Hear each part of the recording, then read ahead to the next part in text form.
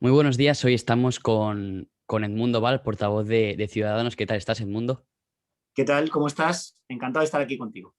Un placer que estés por aquí y lo primero agradecerte que hayas podido hacer un hueco en tu agenda para estar aquí y poder concederme esta entrevista. Y para empezar, cuéntanos cómo fueron tus inicios en la política y cómo lo viviste. Bueno, yo en Ciudadanos en general, la mayor parte de los que formamos parte de este proyecto de centro, Ujú, pues no somos políticos profesionales. En ujú, otros partidos la gente ingresa en unas juventudes de ese ujú, partido y luego va haciendo carrera política hasta llegar al puesto que sea, ¿no? ujú, Nosotros no, en general somos todos profesionales que venimos de la sociedad civil, que tenemos nuestro trabajo, nuestra cualificación, ujú.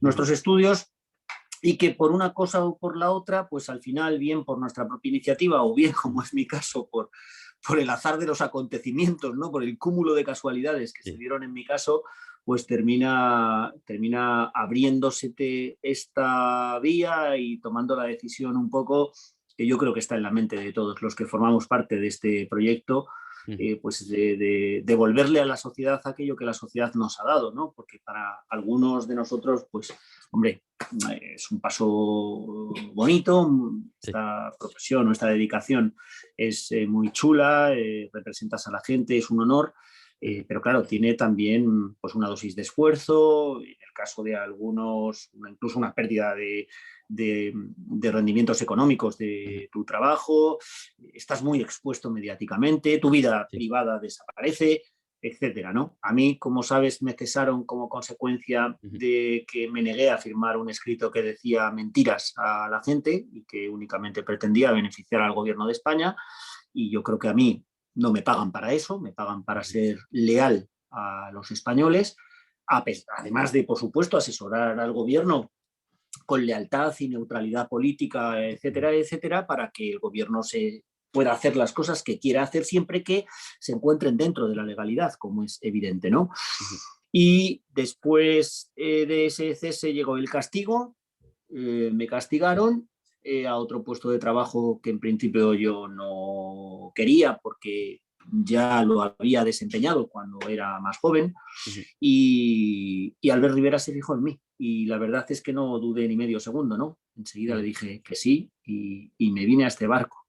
ujú. ¿Y qué significó para ti recibir la llamada de Albert Rivera? Bueno, la verdad que lo primero, en primer lugar, cierta sorpresa. Ujú, Un amigo común, una persona común del mundo del derecho, abogado, buena persona, buen tipo, a ujú, pesar de que nos hemos enfrentado muchas veces en los estrados, pero al final el roce hace el cariño, ¿no? Le habló de mí. Le habló de mí. Albert no me conocía de nada más que de lo que los periódicos contaban de mí, ¿no? Ni yo tampoco le conocía a él. La primera vez que le vi, sinceramente, y a él se lo he dicho además también alguna vez, ujú, y se ríe, pues pensé que muy majo, coincidimos mucho, teníamos muy buena sintonía, pero claro, yo como cualquier ciudadano normal, ujú, quiero creer que sigo siendo un ciudadano normal y que no soy un político, en fin, al uso, pues tampoco tenía mucha, no tenía mucha o demasiada confianza en los políticos, ¿no? Parece mentira que lo ujú, diga ahora que soy político. Y bueno, pues fue una toma de contacto y pensé, bueno, pues a lo mejor el día de mañana colaboro con Ciudadanos, yo qué sé, en la redacción del programa electoral de justicia, ¿no? Por Ha ejemplo, cambiado todo ¿no? mucho. O me preguntan alguna cosa, que tengan alguna duda y bueno, pues yo les podré dar mi opinión y ya está, ¿no? Pero no pensé nunca que al final esto iba a terminar en convertirme yo en Ujú, diputado, ya, en portavoz adjunto, en portavoz de la Comisión de Justicia. En fin, nunca pensé que esto llegara tan lejos, digamos, por ujú, decirlo de alguna forma, ¿no? Luego, cuando Pedro Sánchez convocó las elecciones, pues me llamó otra vez Albert ujú, y me dijo, bueno, pues de acuerdo con lo que te había dicho antes, este es el momento de dar el salto y ahora es el momento de meterte en la lista y te voy a poner en un puesto bueno para que salgas de diputado y le dije que sí de forma inmediata, ¿no? Porque ujú, me pareció fascinante. ujú. ¿Y qué significa ahora mismo para ti, sabiendo que antes no lo tenías en mente para nada? el estar en el Congreso de los Diputados, siendo un referente para muchas personas y estando, pues, representando a muchas personas. Es muy bonito el trabajo. Es decir, es verdad que quizás a lo mejor si escuchamos la opinión de otros parlamentarios, Ujú, lo digo sin citar los nombres, pero efectivamente yo lo he escuchado a veces, ¿no? Pues hay parlamentarios que se quejan del trabajo en el sentido de que, bueno, pues fíjate, me han echado para atrás una iniciativa, ujú, o por ejemplo también qué poco nivel hay en la gente que se sube a la tribuna, o qué malas relaciones con esta persona o con este grupo parlamentario, etcétera, ¿no? Bueno, esto entra dentro del ujú, temperamento español, ¿no? Es muy típico del español quejarse, ¿no? Quejarse y ser pesimista y no estar contento con lo que uno está haciendo y tal. Yo soy un optimista compulsivo, soy un optimista radical.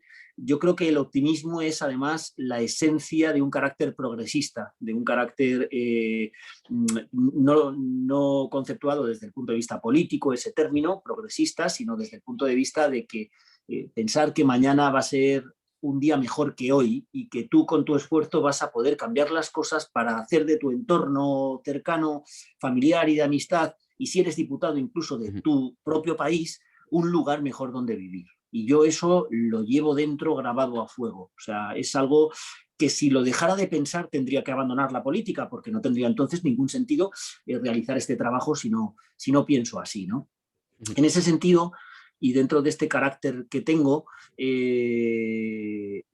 además se da una segunda condición, y es que yo he dedicado mi vida a servir a mi país, ujú, y mi padre lo mismo, y tenía un abuelo pues que era secretario de magistratura, que era como se llamaba entonces al juzgado de lo social, ujú, secretario de justicia, que ahora se llaman letrados de administración de justicia, o sea que en mi familia esto del servicio público y de la función pública pues es algo prácticamente genético, ¿no? ujú, Entonces, cuando tú, bueno, pues te has dedicado toda la vida a la función pública, yo estuve 2 años en excedencia en un despacho particular, como ujú, muchos abogados del Estado se van al mundo privado a ganar más dinero y a enriquecerse con otro tipo de trabajo, y la verdad es que comprobé que no me gustaba nada, ujú, que lo mío era lo público, que lo mío era servir a mi país y que era donde estaba a gusto, que era lo que de verdad me satisfacía, que era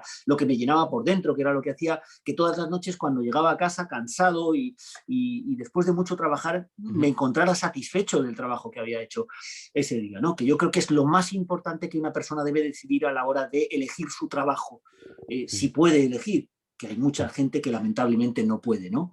ujú, Pero si puedes elegir, hay que elegir un trabajo que te llene, de verdad, aunque ganes menos ujú, dinero. El dinero no puede ser lo que te mueva a decidir este tipo de cosas, ¿no? ujú, Insisto, si tienes la suerte de poder elegir. Para eso hay que estudiar mucho, hay que esforzarse mucho, hay que darlo todo, ¿no? En definitiva. Entonces, cuando llegas aquí al Congreso, pues la verdad, lo primero que te llena el corazón es la emoción. O sea, miras para arriba, ves los techos del hemiciclo, trabajas en este edificio que es la sede de la Soberanía Nacional y te sientes emocionado.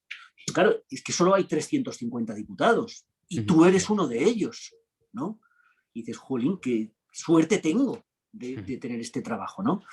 Y lo segundo, pues es un poco el honor, ¿no? Hay gente que a esto lo llama profesión, ¿no? Dice, ¿tú de profesión qué eres? Diputado. Y a mí me cuesta trabajo llamarle a esto, porque esto no es una profesión, esto es un honor, esto es una dedicación, esto es un nombramiento, esto es otra cosa, ¿no? Es diferente, ¿no? Por lo que has dicho tú en la pregunta, porque representas a la gente, porque tienes la obligación de trabajar para ellos, porque tienes la obligación de darlo todo todos los días, por todos, por los que te han votado y por los que no te han votado. Y porque siempre tienes que tener en tu cabeza una sola cosa, hacer el bien a la gente. No que tu partido gane las elecciones, no que tú seas muy guay y salgas ahí en los periódicos como un tipo brillante, ni tampoco alimentar tu vanidad, ni tu egocentrismo. No, no, no, no. Tú trabajas para otro Eso hay que repetírselo constantemente.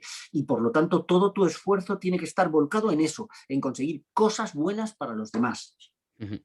Y por lo que me has dicho ahora, ¿te llena más trabajar como diputado o te llena más como trabajar como abogado? Es tan diferente un trabajo que otro, muy diferente, pero todo, o sea, no solamente el objeto del trabajo, ¿no? Que lógicamente, pues sí, como jefe del departamento de penal, 16 años que he estado allí y Ya. 27 que llevo de abogado del Estado, pues es apasionante, ¿no? Perseguir delitos fiscales, defender funcionarios de las denuncias y querellas que le ponen los ciudadanos y que, bueno, pues no están fundadas y son simplemente un arma de presión.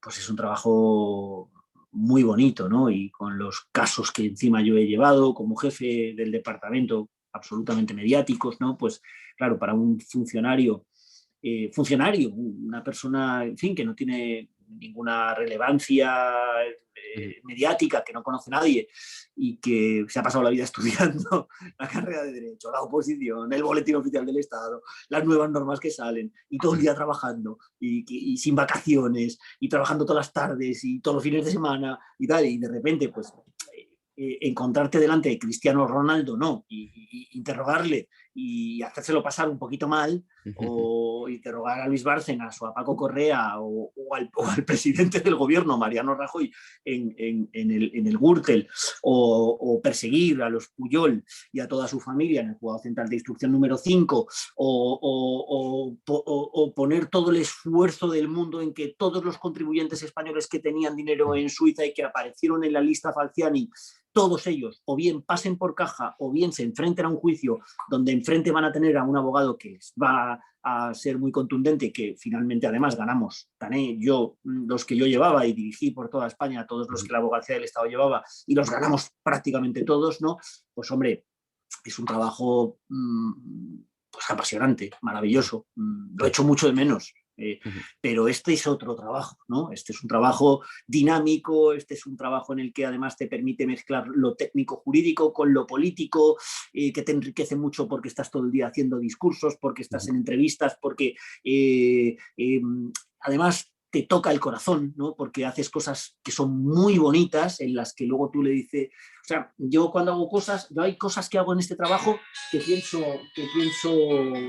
siempre, yo es que esto lo voy a contar a mis nietos, o sea, yo esto se lo voy a contar a todo el mundo toda la vida, porque es precioso, yo estaba ahí en ese momento, ¿no? Yo estaba ahí en ese momento de la historia, ¿no? Subido a la tribuna de oradores defendiendo las razones por las que era necesario prorrogar el estado de alarma en medio de una pandemia. Ujú. ¿Quién me iba a decir a mí que yo iba a estar ahí? Pero estaba, Ujú. ¿sabes? Y también te decía antes yo que en mi caso las entrevistas que he hecho hasta ahora, la mayoría habían sido a gente relacionada con el mundo del deporte. Si no me equivoco, tú también tienes cierta relación con el mundo del deporte y eres gran aficionado al fútbol y al Atlético de Madrid, ¿no? ¿De dónde viene Exacto. esa afición? Soy socio del Atlético de Madrid. Durante la pandemia no quiero que esto se entienda como una frivolidad porque la gente lo está pasando mal, Sí. mucha gente que ha fallecido, mucha gente que está en los hospitales contagiada, intentando ver la luz al final del túnel, salir de la UCI, respirar por sí mismo, mucha gente que tiene mucho miedo con el empleo, que está en los ERTES, que a lo mejor no les pagan, muchos autónomos que no saben si van a poder volver a abrir su negocio, Ujú. del cual han vivido toda la vida, que a lo mejor han heredado incluso de sus padres y que tienen todo su dinero metido en ese negocio, ¿no? Y eso es lo importante, eso es lo que me preocupa, lo que nos preocupa en Ciudadanos en este momento y por lo que peleamos. Pero bueno, también la vida tiene esos momentos lúdicos, esos momentos de ocio, esos momentos de aficiones, ¿no? Que también se echan mucho de menos, no son tan importantes como lo que acabo de decir, Sí. pero subjetivamente uno, en la presión social en la que se encuentra y en el trabajo y tal, pues echa mucho de menos, ¿no? Y Ujú. una de esas cosas que yo echo de menos y que estoy deseando que poder volver a hacer es entrar otra vez en el Metropolitano, subir al segundo anfiteatro, en el fondo sur, en la esquina del córner, donde siempre ponemos un ramo de flores en atención a ese magnífico jugador de fútbol que tiraba los mejores corners de la historia, que es Pantic, y volver a gritar a Leti. Ujú. Y en el fútbol, en los últimos años se ha estado politizando por parte de algunos clubes, de algunos jugadores, de incluso aficiones. ¿Qué opinas tú de la politización del fútbol? Crees que perjudica mucho al fútbol o no? Bueno, sí se habla mucho, ¿no? de este tema, ¿no? Se habla mucho, más que de la politización. Por una parte, la politización, bueno, vamos a decirlo con claridad, porque no se puede Sí, decir perfectamente, ¿no? Es una politización que ha venido esencialmente de la mano de la unión de las ideas independentistas con sí, determinados clubes de fútbol. Esto es una cosa, en fin, lamentable, porque sí. lógicamente esos clubes de fútbol pues tienen socios independentistas y socios no independentistas, ¿no? Y yo creo que el deporte debería quedar completamente al margen de todo esto, porque si no se corrompe. El deporte es una cosa sana, es una cosa buena, cuando se practica y cuando se disfruta de su espectáculo, y debería estar al margen de todo esto porque al final pierde precisamente ese elemento que ahora es tan necesario de escape, Ujú. para cuando lo practicas y para cuando lo ves, cuando lo tienes como espectáculo, ¿no? La gente, además, en los últimos tiempos de la pandemia yo veo que la gente está muy deprimida, que hay una cierta tristeza en el ambiente social y que me estropeen el espectáculo deportivo, el que sea, el baloncesto, el fútbol, el Ujú. motociclismo, el atletismo, el que sea, con propaganda política, pues mira, no. Esto ahora a la gente le hace falta para escaparse, para evadirse, para Sí. volver a tener alegría cuando su equipo gana, para poder comentar los resultados al día siguiente en su chat de WhatsApp con sus amigos, etcétera, ¿no? Y me da rabia, me da rabia, ¿no? Que haya clubes de fútbol, sobre todo de fútbol, que utilicen el deporte desde el punto de vista político. Pero luego hay un segundo aspecto que también en el que también me quiero detener, y es el tema de los intereses, ¿no? Hay veces que ya no estamos hablando de cuestiones políticas, hay veces que estamos hablando de que las organizaciones de deportes pues parece que son como un conjunto de intereses de unos y de otros, de los grandes clubes, etcétera, y yo creo que ahí pues también debemos intentar que el deporte triunfe sobre todas estas cosas, ¿no? Porque el deporte, aparte de ser vía de escape, también es algo que hace o que contribuye precisamente a la salud, ¿no? Es el mejor antidepresivo que hay cuando se practica el deporte de una forma moderada. El cerebro segrega endorfinas y tú estás, yo soy corredor de fondo, Ujú. yo he corrido maratones, me encanta ahora ya no puedo porque me operaron 2 veces del menisco y me he quedado en la distancia de la media maratón, que es para mí la distancia perfecta porque te permite dosificar tus esfuerzos, etcétera. Con lo cual yo siempre estoy pensando en a ver cuándo tengo un ratito para salir a correr a la calle o cuándo me puedo subir a la elíptica para seguir entrenando, ¿no? Y a lo mejor sales a la calle vestido de deporte, con un nubarrón en la cabeza, porque te ha pasado una cosa que ha sido mala, que te deprime, que te enfada, y empiezas a correr y pasa el primer kilómetro y todavía sigues con el run, run, run, run, run, run, run.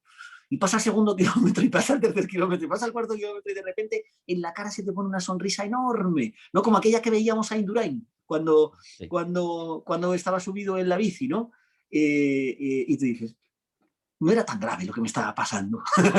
Y sigues corriendo la distancia que ese día Ujú. te hayas marcado, ¿no? Y ya está, ¿no? Ujú. Sí, porque al final el deporte es como, es lo que tú decías, es el mejor antidepresivo, tanto para el que lo practica como para el propio aficionado. Exacto. Y, sí. Y también te quería preguntar, porque en los últimos años, como decíamos, también han habido jugadores que se han posicionado hacia un bando o a otro de la política. ¿Crees que los jugadores deberían mantenerse al margen como figuras públicas? O crees que al final están en su derecho de decir su opinión públicamente? Están en su derecho sin ninguna duda porque tienen todos los derechos que tienen todos los ciudadanos y Claro. que gracias a Dios reconoce nuestra Constitución, ¿no? Y entre Ujú. ellos, como es evidente, el de la libertad de expresión sin ninguna duda. Otra Ujú. cosa es que desde el punto de vista ya no jurídico, ya no, digamos, legal o normativo, sea esto oportuno. Es decir, sea esto oportuno. Yo, mira, te voy a poner un ejemplo sencillo que tiene que ver con mi mundo, con el mundo de la abogacía, ¿no? Ujú. Los despachos de abogados pues tienen clientes de todo tipo y Sí. condición, pensamiento, ideología, opiniones, etcétera, ¿no? y a todos les llevan sus asuntos, a todos les llevan sus asuntos. En el mundo del derecho, en el mundo de los despachos de abogados, en el mundo también de la función pública, nadie se pronuncia políticamente sobre sus opiniones. Y las tienen, claro. Cada 4 años votan al partido que les gusta.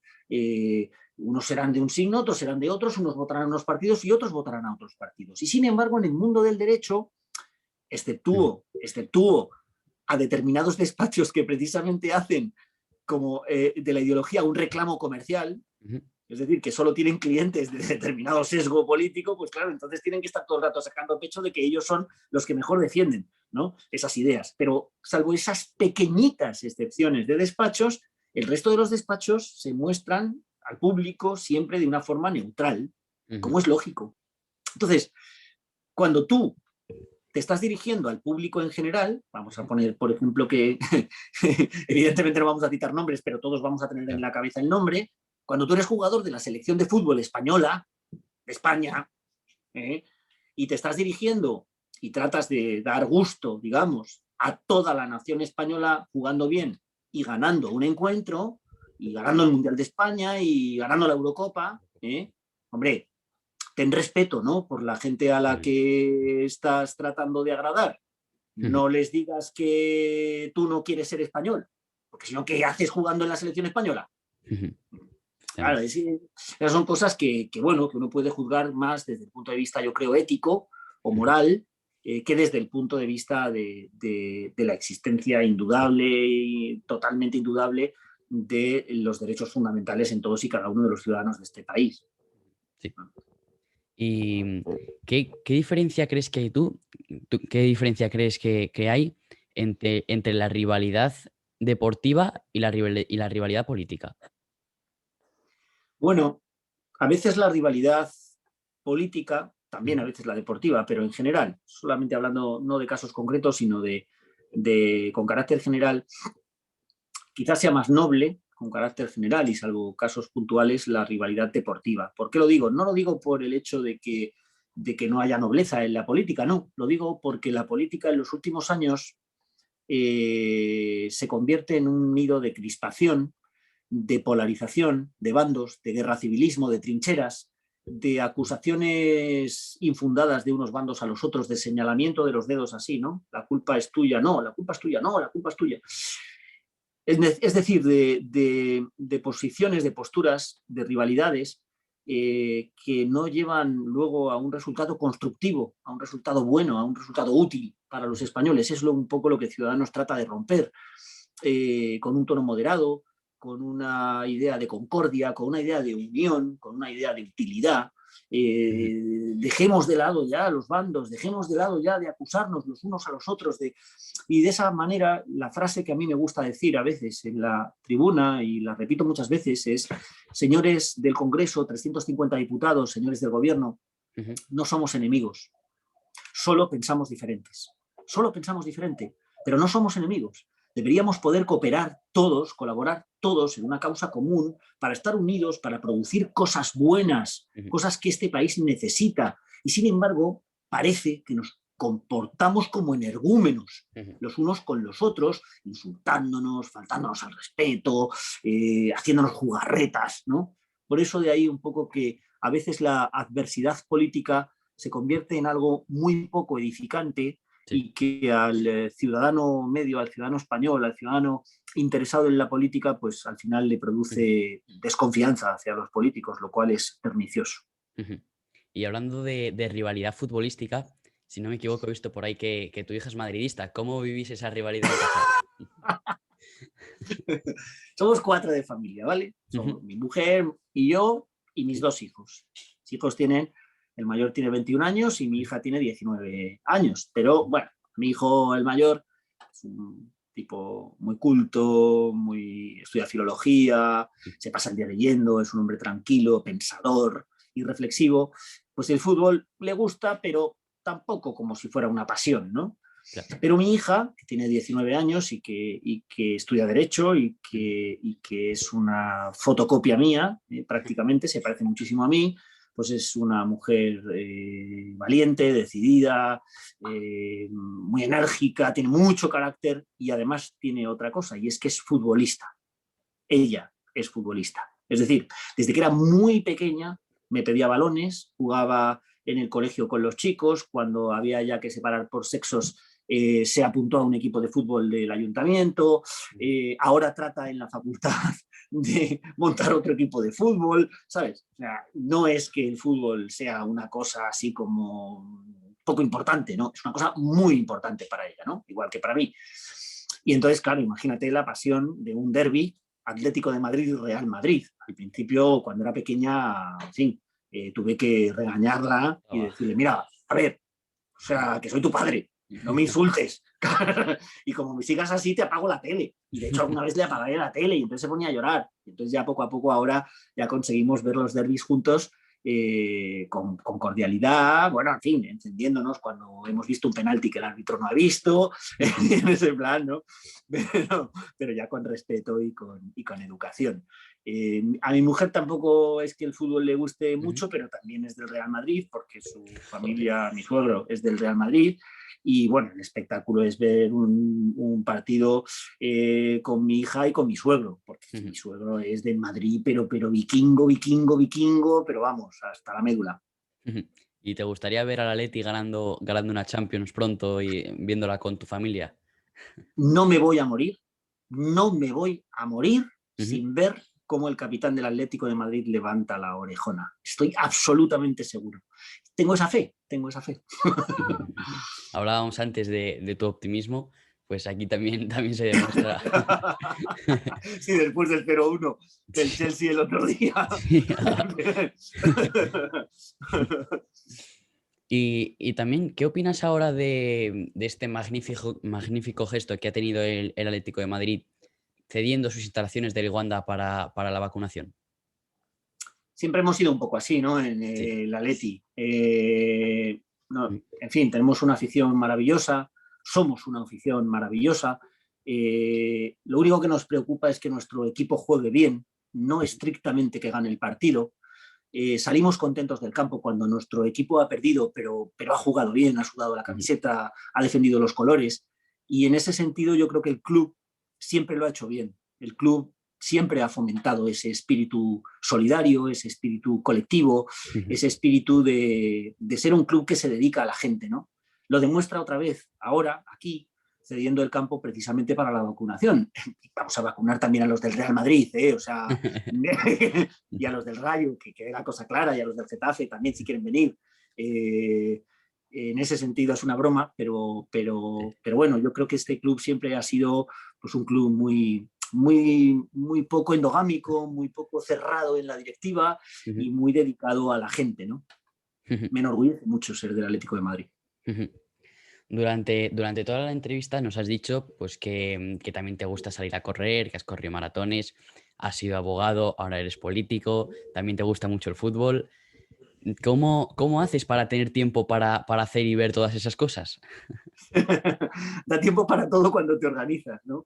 Lo que, por decirlo también un poco así de una forma graciosa, mi madre decía de mí que, bueno, que le había salido un chico un poco movidito, ¿no? Y es que yo no paro, no paro. Yo desde que me levanto y duermo mucho, ¿eh? O sea, soy muy dormilón. No significa que no duerma, ¿no? Al contrario, necesito dormir además muchas horas porque si no mi cabeza no funciona bien. Pero yo desde que me levanto hasta que me acuesto no paro. No, o sea, no conozco lo que es la palabra aburrimiento. Siempre estoy haciendo cosas, ¿no? Un poco antes hablaba de mi hija, ¿no? Y a mi hija le pasa lo mismo. Es que no paramos. Y claro, las personas que viven con nosotros, pues tienen que aceptarnos como somos, ¿no? Porque a veces ponemos nervioso a nuestro entorno. Pero bueno, una vez esto, el día da para todo. El día da para todo, no hay que rendirse. Y ahora ya por último, para terminar, cuéntanos qué objetivos tienes en todas las facetas, tanto en la política como en todas las facetas que tienes ahora mismo. Bueno, yo en la política lo que quiero es seguir disfrutando de este trabajo. Nunca me he planteado, y esto me lo han preguntado alguna vez en alguna entrevista, cuando Albert Rivera decía que yo iba a ser el próximo ministro de Justicia. Yo no he venido aquí a por cargos, no he venido aquí a formar parte del gobierno, ni a ni a conseguir yo éxitos personales míos, ni nada parecido, ¿no? Yo quiero seguir haciendo cosas buenas, ¿no? Subiéndome a la tribuna, construyendo discursos, disfrutando de mis compañeros, ¿no? Tenemos un grupo parlamentario muy unido, con gente súper válida, gente que he conocido hace poco y que, sin embargo, pues se han convertido en personas pues muy cercanas, ¿no? Claro. Muy cercanas a mí. Y solo espero eso, ¿no? Espero que este proyecto salga adelante, espero poder colaborar en que este proyecto salga adelante, espero que Ciudadanos el día de mañana sea decisivo a la hora de formar gobierno, porque de esa forma conseguiremos que España se rija por un principio de moderación, de sentido común, de equilibrio, de acercar a los que piensan distinto, de escuchar a la gente, de ir unidos muchos en este mismo proyecto, y eso será bueno para España, ¿no? Eso será bueno para España y será bueno para los españoles. Eso es lo que yo quiero desde el punto de vista de la política, eso es por lo que yo trabajo. Me encantaría que Inés Arrimadas fuera la primera presidenta del gobierno de este país, porque se lo merece, porque es inteligente, porque es valiente, porque es decidida, porque lo demuestra todos los días, además, en las decisiones que toma, que es así, ¿no? Y me encantaría verla de presidenta del gobierno de España. Por eso trabajo yo, para eso trabajo yo. Y luego, desde el punto de vista deportivo, me gustaría que no me fallara el menisco otra vez. Me encantaría poder seguir saliendo a la calle. Lo mismo que antes te decía, bueno, desde el punto de vista futbolístico, creo que me emocionaré el día que vuelva a entrar en el Metropolitano y me encantaría ver al capitán del Atlético de Madrid levantando la orejona, la Champions. Echo muchísimo de menos desde el punto de vista del atletismo las carreras populares de los domingos en Madrid.